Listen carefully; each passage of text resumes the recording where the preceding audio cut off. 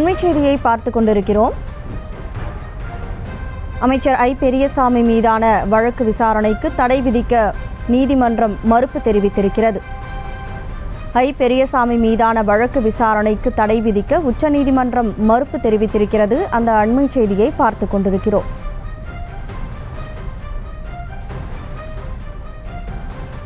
கூடுதல் விவரங்களோடு செய்தியாளர் மதியழகன் இணைப்பில் இருக்கீங்க.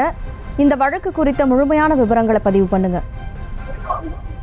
தமிழக அரசின் வீட்டு வசதி வாரிய குடியிருப்பை ஒதுக்கீடு செய்ததில் முறைகேடு நடந்ததாக அமைச்சர் ஐ பெரியசாமிக்கு எதிரான வழக்கு விசாரணை நடைபெற்றது. அந்த வழக்கில் இருந்து ஐ பெரியசாமியை விடுவித்து கீழமை நீதிமன்றம் உத்தரவிட்டிருந்தது. இந்த விவகாரத்தை தாமாக முன் வந்து விசாரணைக்கு எடுத்த சென்னை உயர்நீதிமன்றம் ஐ பெரியசாமியை விடுவித்த உத்தரவை ரத்து செய்து மீண்டும் விசாரணை நடத்துவதற்கு உத்தரவிட்டிருந்தது.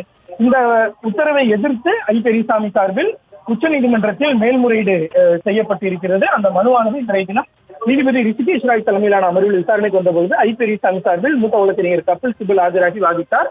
அப்பொழுது இந்த விவகாரத்தில் அமைச்சராக இருந்த ஒருவர் பின்னர் எம்எல்ஏவாகவும் இருந்திருக்கிறார். அவர் மீது நடவடிக்கை எடுக்க உத்தரவிடுவதற்கு சபாநாயகருக்கு அதிகாரம் இல்லை, ஆளுநருக்கு மட்டுமே அரசியல் சாசனப்படி அதிகாரம் இருக்கிறது.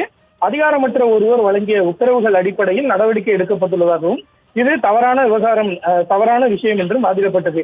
ஏற்கனவே இந்த விவகாரத்தில் விசாரணை தொடங்கப்பட்டுள்ளதால் வழக்கு விசாரணைக்கு தடை விதிக்க வேண்டும், இல்லையேல் வழக்கு காலாவதி ஆகிவிடும் என்றும் வாதிடப்பட்டது. இந்த நிலையில் ஐ பெரியசாமி மீதான வழக்கு விசாரணைக்கு தடை விதிக்க மறுத்த நீதிபதிகள் வழக்கினுடைய விசாரணையை ஒத்திவைத்து உத்தரவிட்டு இருக்கின்றனர். மேலும் இந்த ஐ பெரியசாமியினுடைய மேல்முறையீட்டு மனு தொடர்பாக தமிழக லஞ்ச ஒழிப்பு போலீசார் பதிலளிக்கவும் உச்சநீதிமன்றம் உத்தரவிட்டு இருக்கிறது.